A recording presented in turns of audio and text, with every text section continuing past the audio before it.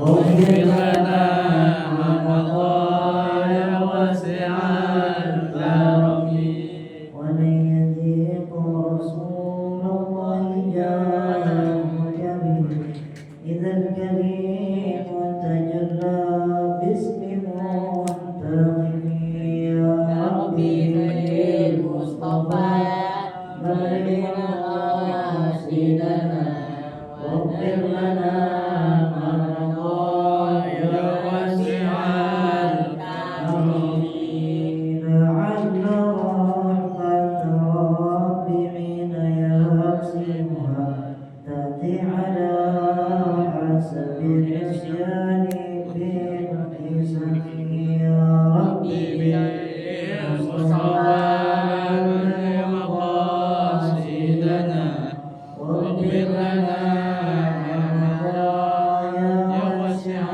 الكرم يا ربي واجعل رجائي غير منعكس لديك واجعل حسابي غير منحرم يا ربي بالمصطفى بلغ مقاصدنا واغفر لنا ما مضى يا واسع الكرم والتف بعبدك في الدارين له صبرا متى تدعو الأول يا حازم يا ربي بالمصطفى بلغ مقاصدنا واغفر لنا ما مضى يا واسع الكرم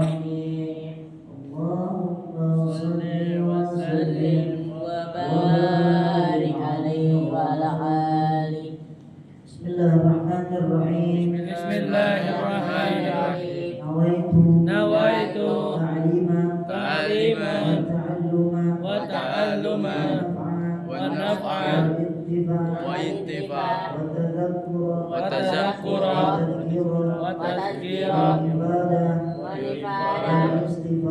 واستفادة وعزا على التمسك بكتاب الله وسنة رسول الله صلى الله عليه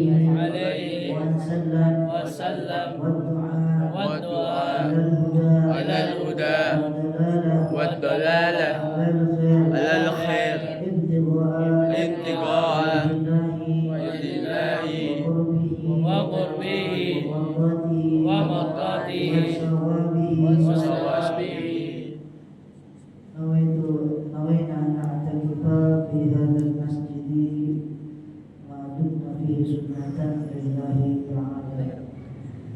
السلام عليكم ورحمة الله وبركاته. وعليكم السلام ورحمة الله وبركاته.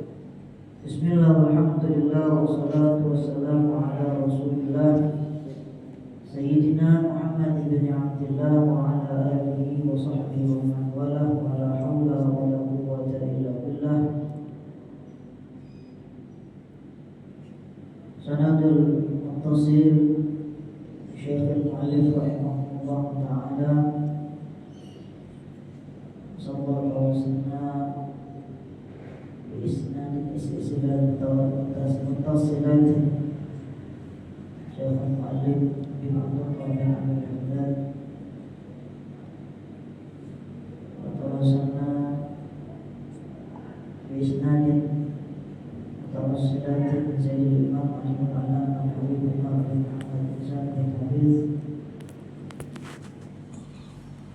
عليه رحمة الله رحمة الله وعلينا برضوانك وببركاته من بطريق سبحانك لا علم لنا إلا ما علمتنا إنك أنت العليم الحكيم ولا حول ولا قوة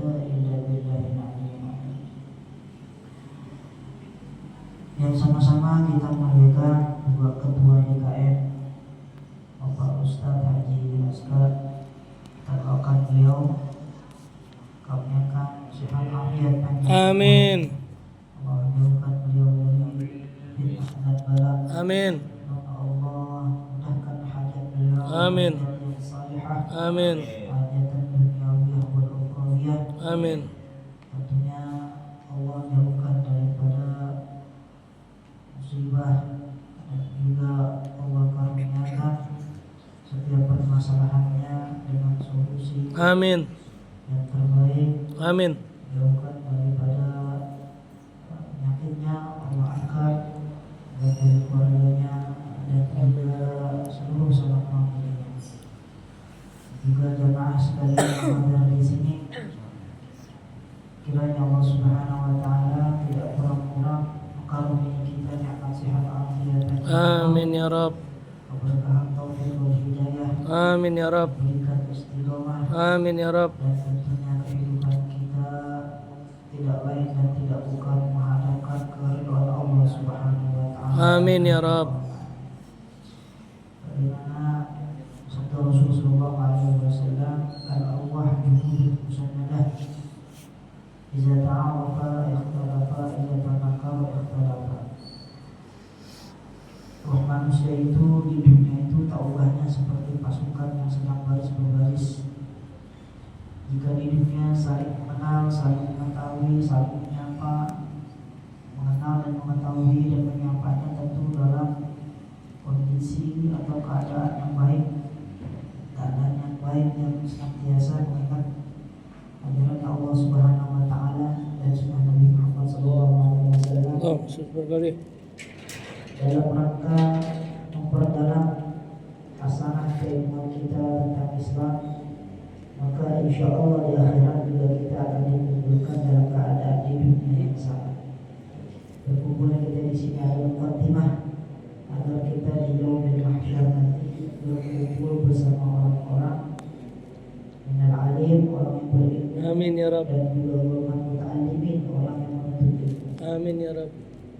Kalaupun di dunia tak pernah hadir ke majlis, tapi dia mencintai, menghormati orang yang menuntut ilmu dan orang yang memiliki ilmu, masuk kategori yang ketiga, muhibban, adalah orang yang mencintai dua kategori ini. Insya Allah di akhirat juga kebahagiaan kumpul bareng bersama Rasulullah SAW. Amin ya Rabb. Ikhwani rahimahumullah, Anggal Waqala radhiyallahu anhu sampai pada satu kalimat dari sahibul kitab, Iddatus Sahih As-Sahihain. Wa dzakara aidan sahib Iddatus Sahih Sahihain fiha min dzalika tarfat salihah. Rahimahullah. وقد جمعنا لأصحابنا من أذكار الصباح والسماء خاصة مهدة مختصرة مباركة إن شاء الله، والله يقول الحق وهو يهدي السبيل. Subhanallah, ini ada nasihat yang begitu baik untuk diri kita. As-suhnu as-sahihain. As-suhnu adalah benteng, as-sahihain dari benteng yang terbaik. Fiha min dzalika turfan salihah. Benteng itu ujungnya, berkata Imam Hasan al-Basri, ujung dari benteng itu memiliki dinding salihah yang dibangun. Dinding itu melalui kalimat orang-orang saleh yang mengingatkan kita rahimahullah, mendapatkan rahmatnya Allah Subhanahu wa ta'ala. Waqad jama'na li ashabina min adhkari sabahi wal masa'i khassatan mudatan muhtadiratan wa ghallatan insyaallah. Yang benteng dalam urusan ini maknanya benteng zahir dan juga benteng batin. Jadi benteng zahir itu adalah benteng di mana diri kita, kata Imam Abu Hasan Asy-Syadzili, al-alim al-dzakir. Imam Muhammad bin Asy-Syadzili, al-alim al-dzakir, orang yang berilmu itu sejatinya orang itu adalah al-dzakir, senantiasa mengingat pada Allah Subhanahu wa Ta'ala. Orang yang berilmu adalah orang yang mengingat Allah, alias berzikir. Man laisa lahu dzikir wal kirim, yang tidak memiliki sebutan dalam sehari-harinya itu seperti kirim. Kirim itu apa itu? Orang bilang itu kirim yang mirip-mirip kayak kita binatang. Kupingnya sama ada dua, hidungnya sama, gelombangnya di bawah, telinganya sama ada dua, tangannya sama, al-asabi minhu khamsah, tangannya sama, jarinya ada 5. Kirim, aneh masih belum sebutin itu bahasa Indonesia. Tangannya ada dua, kakinya juga ada dua, jarinya sama, kanan kiri 5, total tangan sama jari ada 10. Mirip ke manusia. Mirip, cara makannya sama, pakai tangan juga. Cara makannya yang membedain cuma ada ekornya doang, tuh kirim. Main laisa pikir bahwa kirim, barang siapa yang kamu sebut adalah hidup sama seperti kirim. Apa itu kirdum alias monyet. Kenapa seperti itu? Karena dia tidak memiliki husnul benteng. Jadi cuma memiliki akal aja, kemampuan. Hidupnya cuma makan, kawin, tidur gitu. Tapi manusia ada bentengnya, al-husnul, yakni al-husnul batin, yakni al-qulub, al-fuad. Hati yang ada di diri kita ini adalah benteng. Jadi sesuatu yang ada bentengnya itu atau tamengnya pasti memiliki daya tahan. Itulah.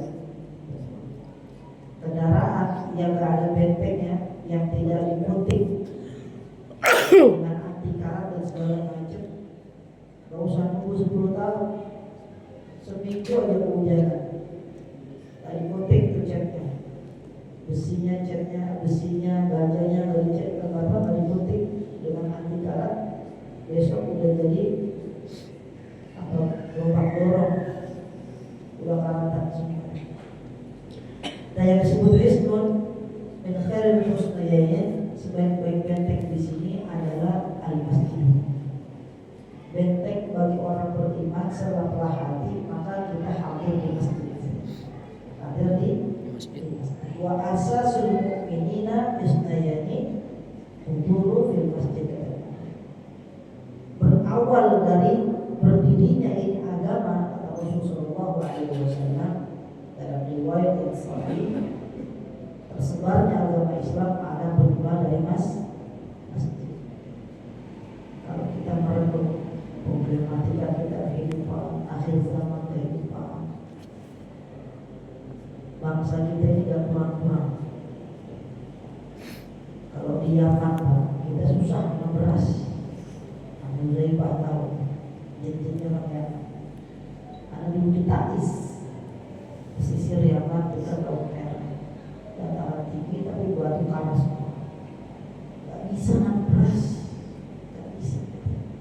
Tapi Indonesia bukan cuma beras, gudangnya beras bisa kita bikin. Cipinang tuh. Tapi kenapa beras buat Cianjur Indonesia? Berasal dari mana? Dari Thailand, dari Vietnam, kayak begitu. Terus kalau dari Thailand, dari Vietnam, yang nanam siapa? Yang nanam siapa? Yang makan siapa? Yang membaca siapa? Ya pasti orang Thailand, bukan orang Indonesia.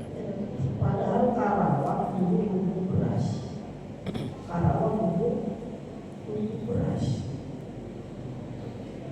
Zaman dulu orang-orang tua kita nggak bisa makan beras dibawa sama Jepang, dibawa kabur ke negerinya. Orang tua kita nyari makan apa? Nasi tewel, dibikin nasi tewel,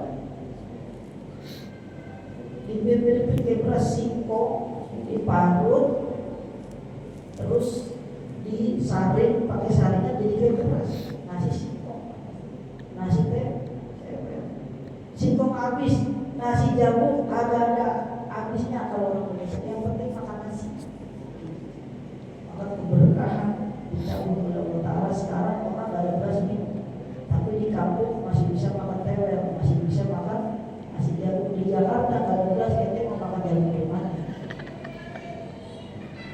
sumber keberkahan itu yang ada di masjid.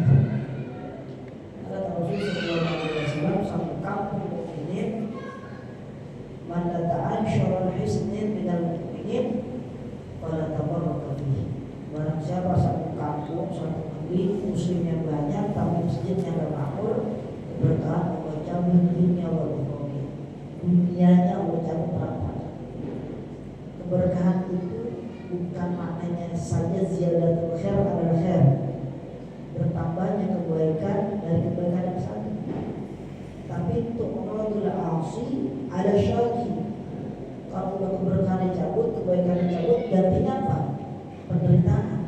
Penderitaan yang nanti belum lunas diganti lagi penderitaan yang lain. Itu keberkahan. Nah, indikasinya apa dari masjid ini? Fiha min dzalika turfan shalihan. Benteng pagar yang dibangun dengan ketaatan, keimanan kepada Allah Subhanahu wa taala. Maka dalam Al-Qur'an itu ada qalbun, ada fuad. Kalau qalbun di jantung di bahasa Inggris. Tapi fuad adalah tempat dititipkan ruh kepada Allah Subhanahu wa taala di hati sanubari kita. Yakni jiwa kita di situ. Nah, fuad inilah tempatnya dititipkan iman kita kepada Allah Subhanahu wa taala. Karena iman itu sifatnya metafisik, tidak kelihatan. Sama seperti kita doa. Kenapa kita bisa nyaman berdoa? Kenapa kita bisa yakin bahwa kita terima oleh Allah Subhanahu wa taala? Karena ada iman. Karena ada iman. Gak kelihatan, kita doa aja gak kelihatan. Sama kayak kita nyalain AC, nyalain kipas angin. Hidupin AC, dingin memang ada, nanti kelihatan kan. Begitu kita matiin akan keringetan. Kok dimatiin AC keringetan? Karena hawanya panas, emang kelihatan panasnya teriman. Iman yang kuat, torfan solehan, kulit luarnya itu dibungkus dengan kalimat Allah Subhanahu wa taala. Dan sebaik-baik kalimat adalah qaul tauhid. La ilaha illallah Muhammadur Rasulullah sallallahu alaihi wasallam. Menyambung dari nasihat dari ulama-ulama dari Imam Hasan Al-Basri dalam hadis Arba'in Nawawi dijelaskan qala Rasul sallallahu alaihi wasallam ala alihi wa sahbihi tabi'ina lahum bi ihsanin ila yaumil wa alaina ma'ruf fi rahmatika ya rabbal ahabbul biladi ila Allah masajidha wa afdalul biladi ila Allah aswaquha. Negeri yang paling Allah cintai, kampung yang paling Allah cintai, di dalamnya banyak berdiri masjid-masjid. Tapi masjid yang bagaimana? Masjid al-bilad ilallahi aswaquha, yaitu negeri yang masjidnya itu saling sahut-sahutan, saling sahut-sahutan. Karena apa? Karena aswaquha iradatullah. Sahut-sahutan ini maunya Allah Subhanahu wa taala. Tanpa kita sadari suara azan itu putus di dunia itu maunya Allah Subhanahu wa taala. Jadi kalau ada satu negeri lain masuk zuhur, di negeri lain asar, bentar lagi asar. Asar dari buru-buru jawab, asar. Asar berarti penduduknya bisu semua kata Allah Subhanahu wa taala. Hatinya mati semua kata Allah Subhanahu wa taala. Ai ahabbu amkanil bilad, yakni yang paling dicintai oleh Allah dari semua makan, dari semua tempat, dari semua kampung, dari semua negeri. Tutlabu biladu ala makanil mahmud al-muta'athir bil ijtima'i sukani wa iqamati. Yang dimana negeri itu itlaq, Allah jadikan pasti ada satu masjid yang jadi sumber cahaya. Alal makan, terhadap tempat-tempat di sekitarnya. Maksudnya apa? Orang-orang pilihan. Orang-orang pilihan yang memakmurkan masjid. Al-Mahmud dan terbatas. Memang terbatas kemauan. Maka kalimat Ibnu Hajar dalam kitab Fathul Bari Bisyarah Sahih Bukhari dalam hadis beliau jelas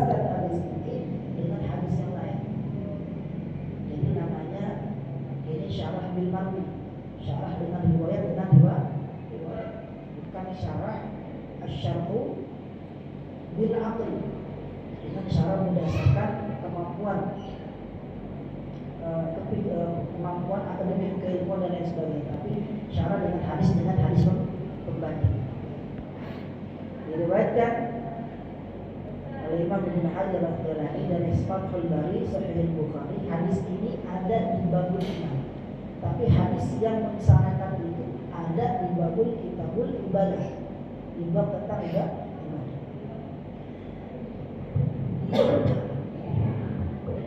Dalam hadis itu dikatakan Rasul sallallahu alaihi wasallam, la salata li jaril masjid illa fil masjid.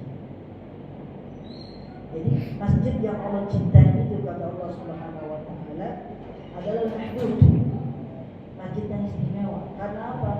Tetangganya enggak mau sholat kecuali enggak mas sampai dihikayatkan oleh salah satu imam Hasan As-Sazili dulu di Basrah itu Pak Haji. Di Basrah itu antum pernah ke Tegalparang nggak? Daerah Mampang, Tegalparang di atas selatan. Tegalparang di atas selatan. Ada yang punya amik di sana, ada sahab itu. Dia bilang Tegalparang itu kayak Kairo, kayak Kairo. Karena menara masjid berlomba-lomba. Setelah musola Imam Malik, ini ada tetangga namanya musola. Imam Malik dibilang sekelas masjid, sekelas masjid.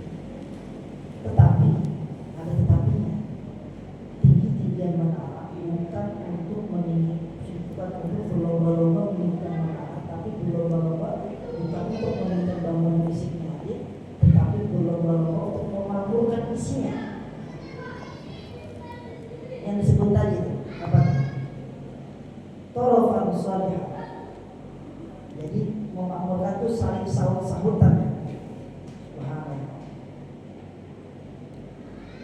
Di sini azan, di sini azan, sampai tahu bulat kayak kedengeran, karena sama-sama suara azan. Tapi kalau suara tahu bulat lagi azan kedengeran, nah itu bukan torofan salih.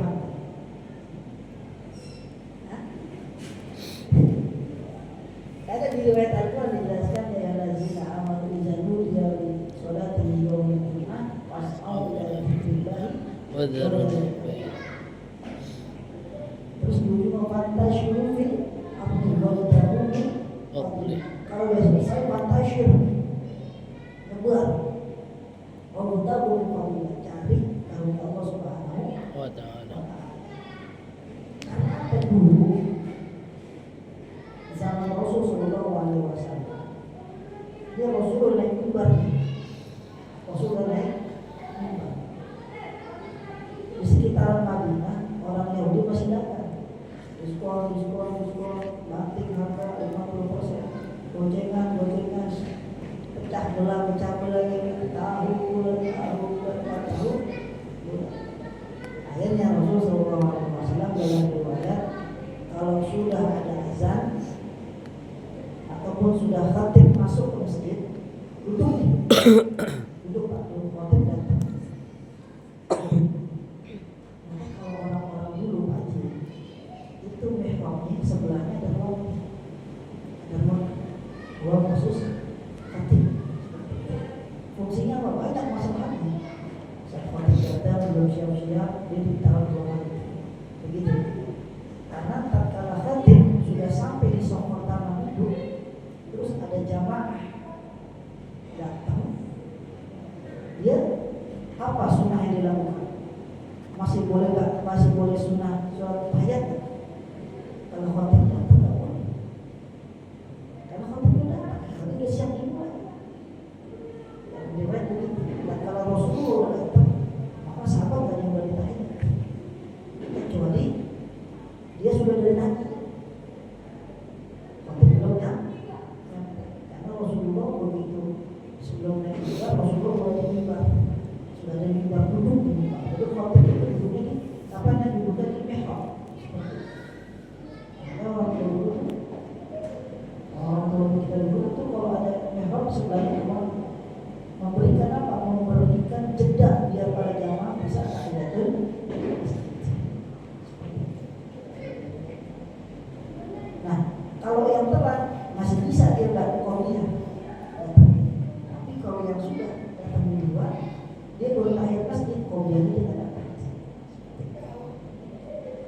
Hadirin rahimahumullah, tatkala ayat ini turun, itu proses pengamalannya dan tidak di sekitar Madinah masih ada diskon, sampai suara Bilal tersamar-samar nih. Suara Bilal tersamar-samar. Rasulullah itu Abdullah bin Mas'ud suruh kasih jeda buat yang usaha di sekitar Madinah itu 15 menit nggak boleh ada transaksi. Maka di sini dalil, di sini menjadi dalil Al-Marwi, kemudian dalil Al-Marwi, dalil yang diriwayatkan khotib itu paling lama 18-15 menit. Karena Rasulullah beritahu Abdullah bin Mas'ud, ya Abdullah, Ibn Mas'ud murah ilahi kalau saya dapat dia cukup. Jadi kalau transaksi dia bisa. Karena kita ngatur kalau di pasar seperti apa ya? Jadi ke pasar diskon, ayo kakak silakan, mampir gitu ya, di mall gitu ya. Maka dalil ini 15 menit sebelum 15 menit sebelum kasih kesempatan apa? Pertama, biar kaum muslimin muslimat sebelum khotib tiba bisa tahiyatul masjid. Yang kedua, sebelum khotib naik khotib khutbah kedua, itu muslimin kaum muslimin yang ada di masjid dan muslimat yang ada di rumah, ibu-ibu bisa doa, itu mustajab. Itu mustajab. Maka dari riwayat ini yang mengatakan bahwasanya perempuan masuk sholat zuhurnya ketika setelah khotib khutbah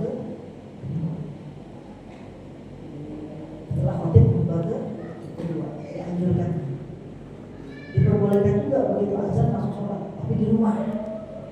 Tapi di rumah khair sufufin al-nisa al-mahjubah, sebaik-baik shop bagi perempuan yang tertutup, maksudnya tidak kelihatan dari mahram. Wa khair sufufi al-nisa wa dan sebaik-baik shop bagi perempuan yang paling jauh, paling belakang, paling jauh, paling belakang. Kenapa? Kullun minan nisa'in awat, karena setiap dari perempuan itu awat. Suaranya beda itu awat.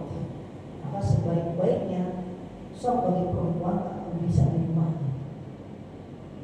Nah, dalam suatu hadis dikatakan nanti ja'alu buyutakum kalqabr, jangan jadikan rumah kalian itu seperti kuburan. Maksudnya apa? Sepi kuburan. Biar kata Sandir Buhil sekarang sebelum bagus 2M misalnya itu luar biasa. Allah itu spender yang dulu harga 2 juta Al-Muzaifah tahu.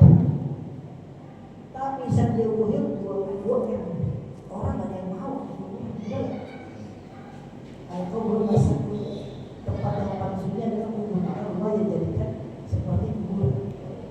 Jadi kan masalah berjamaah bagi para perempuan, tapi bagi laki-laki tetap sholatnya di masjid.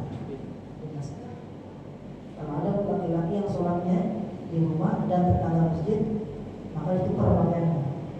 Perempuan pakai sarung, dia pakai muka sini, maksudnya sini. Karena kehormatan laki-laki yang beriman, laki-laki yang muslim adalah hisbahnya tadi itu, bentengnya tadi. Kalau bentengnya kolbunya, takwanya kuat, maka hatinya nggak mau di masjid. Sampai Rasulullah SAW berkaitan dengan hadis ini bisa kita korelasikan dengan makna nasionalisme. Kata Rasulullah SAW, ana Arabiyyun wa ana habbul Arab wa ana habbul Makkah. Aku ini Arab, bangsa Arab, dan aku sangat mencintai bangsa Arab, negeri Arab, dan aku sangat mencintai Makkah. Maknanya banyak nih ulama menafsir. Ini makna tentang nasionalisme, di mana tempat tanah air kita, maka wajib hukumnya kita mencintai tanah air kita. Wajib kita memakmurkan, mengabdikan diri kita kepada tanah air kita. Terus Rasulullah SAW mengatakan, aku mencintai Makkah. Kenapa Makkah? Karena itu masjid pertama.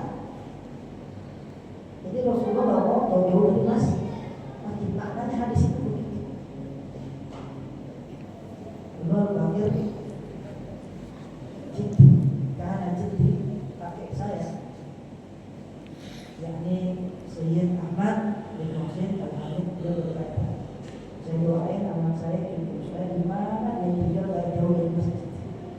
Seperti doanya Rasul Sallallahu Alaihi Wasallam. Kita doa begitu. Kalau punya anak, punya saudara, punya cucu, jangan jauh-jauh tinggal dari masjid. Maksudnya bisa diakses ke masjid itu, nggak terlalu mentawaf, nggak terlalu membuang-buang waktu sekedar berjalan bisa, ataupun naik motor sebentar bisa. Kenapa? Hisnurnya di situ tuh. Orang mukmin, identitas orang mukmin, laki-laki yang beriman itu menghormati ahli masjid. Maksudnya beda. Orang udah sukses, kaya, pengusaha, anaknya cakep-cakep semua misalnya, seperti rumahnya besar, tapi dekat masjid nggak mau ke masjid, nggak mau sholat di masjid, itu kehormatan hilang. Nabi SAW bilang, la isnain, tidak ada kehormatan di dalam diri. Kenapa? Karena terkalahkan dengan gelap gulita dunia. Sudah lapor masjid, rumahnya lebih gede dari masjid, rumahnya lebih mengkilap, lebih bagus dari masjid. Apakah itu tidak bisa nanti di yaumil qiyamah? Bisa wallahi ya Allah. Karena dunia ini halaluhu hisabun wa haramu sabun. Halalnya aja dihisab, apalagi dosanya. Jangankan perkara halal terkait hal-hal spiritual, perkara halal yang terkait hal kehidupan duniawiya itu dihisab, betul? Apalagi sekarang hisabnya menanggung 2%, itu belanja 11%, 12%, itu hisab, betul? Halalnya aja kita belanja halal kan?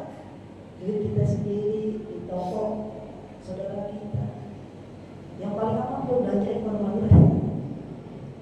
Tapi kalau belanja ke tempat lain dihisab nggak? Kena PP. Kita makan ke restoran kena nggak? Kena, kita nggak sadar. PB1 itu pajak gitu.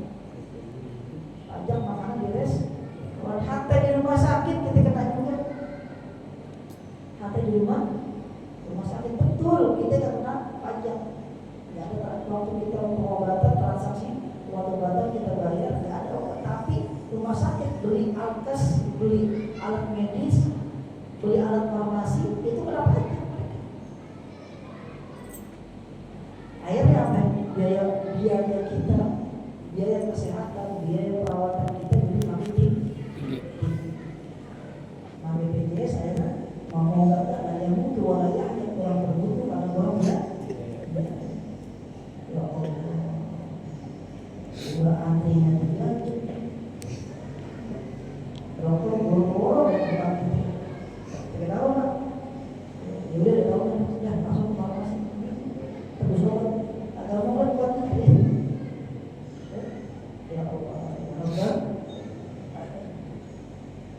Wa huwa bilad ila aswamuha, dan seburuk-buruknya nanti.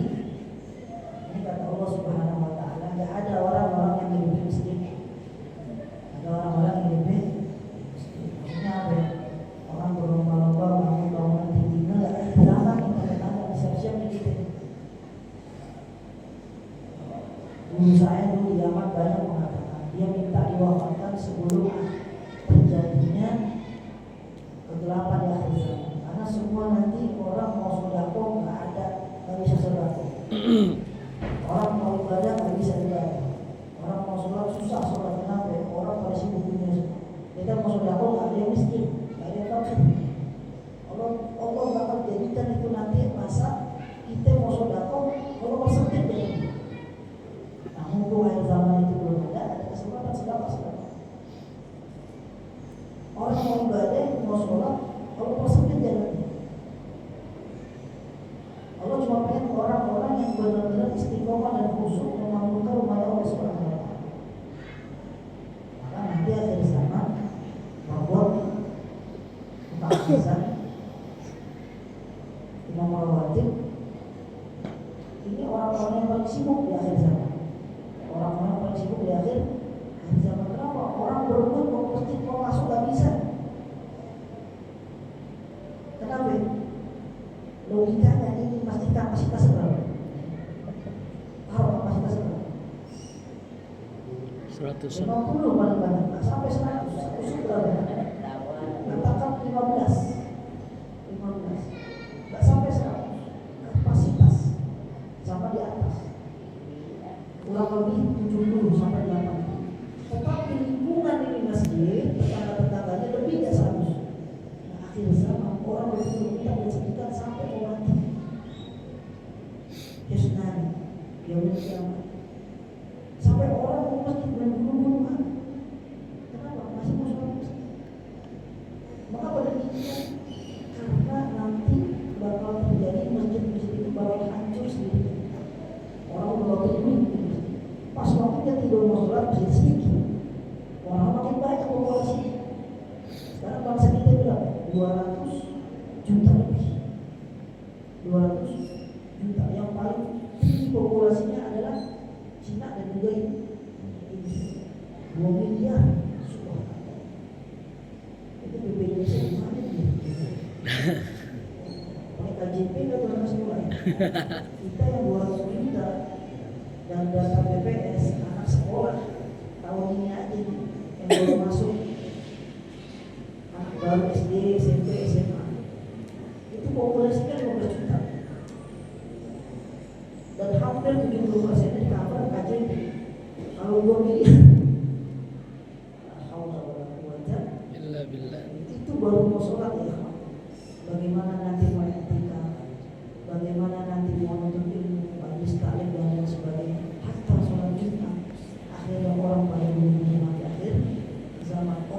Allah terakhir hati buat tobat, tapi untuk meraih tobat itu perlu mujahadah. Seperti Rasul Sallallahu Alaihi Wasallam kembali di zaman itu ketika ingin menyiarkan agama Islam, ingin memakmurkan panji Allah Subhanahu Wa Taala, harus berperang sama kaum kafir. Dan akhir zaman terjadi seperti itu. Nah, mumpung kita dikasih waktu panjang, ada kesempatan nyati untuk mengumpulkan masjidnya Allah Subhanahu Wa Taala. Hadirin rahimahumullah.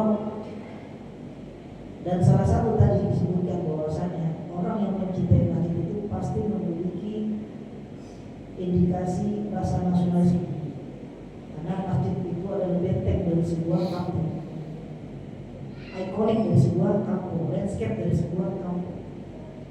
Umat Islam, biar kata pos tanding yang diserbu, katakan misalnya satu komplek nih, pos tanding diserbu dan hancurin, enggak biasanya, betul? Betul. Tapi kalau udah masjidnya diacak-acak, marah gak gitu? Nasionalisme akan timbul nanti dari masjid di akhir zaman. Maka di ayat berikutnya Allah Subhanahu Wa Taala menjelaskan wa takun minkum ummatun yad'una ilal khair wa ya'muruna bil ma'ruf wa yanhauna 'anil munkar wa ulaika humul muflihun. Jadilah kalian minkum min ba'di. Allah tahu kalau semuanya orang yang baik itu berat ujian. Tapi di antara semua itu mesti ada sebagian yang menjadi penggawa, yang menjadi pionir, yang menjadi penyemangat, menyeru kepada orang-orang yang beriman, ummatan yad'una ila khair, yang menyeru kepada kebaikan. Kebaikan yang gimana? Wa ya'muruna bil ma'ruf, yang menyeru kepada ma'ruf. Ada khair, ada ma'ruf, ada ihsan. Ada khair, ini pertama khair baik, ma'ruf juga baik.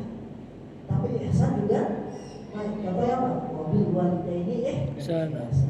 Tapi yang ini pertama yang jauh ilal khair. Yang khair bagaimana? Ya'muruna bil ma'ruf, baik juga. Khair baik, ma'ruf baik, ihsan Baik. Kalau khair umum, khair umum, kebaikan yang kecil yang besar itu khair. Mujmal. Tapi ma'ruf, kebaikan yang didasari dengan akidah, kebaikan yang didasari dengan unsur syariat, kebaikan yang didasari dengan ilmu, dan amal itu khair. Jadi kalau itu ma'ruf. Jadi kalau orang sudah terbiasa menegakkan yang ma'ruf, pasti melakukan amal soleh kira-kira begitu. Kalau dia tidak pernah menegakkan amal soleh, boro-boro melaksanakan yang ma'ruf, begitu. Ini kebaikan ma'ruf yang didasari dengan akid. Oke dah. Dan pelakunya juga melaksanakan amal soleh.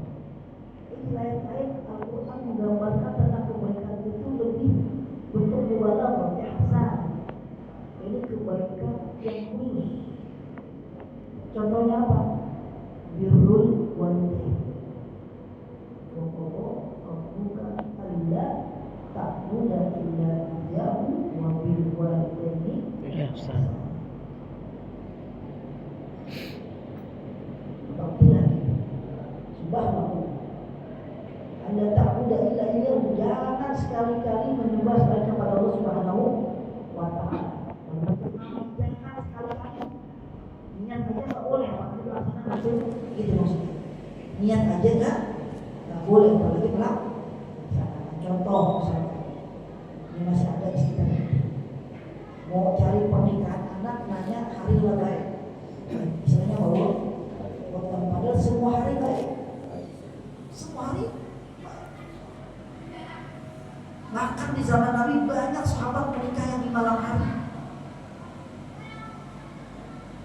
Bahkan sebaik-baiknya waktu menikah adalah di subuh. Akad nikahnya maksudnya, bukan menikah, bukan kawinnya, akad nikahnya habis Subuh. Kami pernah tuh waktu desa di daerah perbatasan Sukabumi sama Garut. Itu di situ habis subuh nikah, akad nikah bareng-bareng. Rumahnya habis subuh, rumahnya habis subuh. Kenapa habis subuh itu para hajinan ngumpul di Surabaya, nikahnya habis subuh. Akad nikahnya habis subuh. Maka jangan repot lagi sekarang, pakai nyari tanggal, itu hari, begitu kira-kira. Tanggal berapa, bulan apa, semua waktu baik. Nah, ini istilah Rabbul Qasim. So far kan bulan yang begini ya. Kebaikan keburukan itu min iradatillah, min qadrillah. Semua kebaikan keburukan itu maunya Allah Subhanahu wa ta'ala. Tinggal bagaimana kita, ana inda dzanni 'abdi bi, Allah Subhanahu wa ta'ala, aku tergantung dari prasangka apa. Di ayat lain Allah menggunakan kata ihsan. Apa ihsan? Contohnya wabil walidaini ihsan. Kebaikan yang khusus yang gak bisa orang bisa lakukan. Jadi kalau kita mau berbakti sama orang tua, kita berbakti sama orang tua, membalas jasa baik orang tua, gak bakal sanggup kata Allah. Gak bakal sanggup kita berbakti kepada orang tua, membalas kebaikan orang tua, gak bakal sanggup. Ihsana dan bentuk mubalaghah, kebaikan yang harus terbaik. Dulu orang tua membaik kita, menyekolahkan kita. Mungkin ada yang kita tahu orang tua kasih duit, tapi di pasar sampai bela-belain dia gak makan yang enak, jemur dan segala macam. Taunya kita cuma terima duit dan sebagainya. Begitu besar kita hitung-hitungan, kita hitung itu bukan ihsan namanya. Kita gak bakal sanggup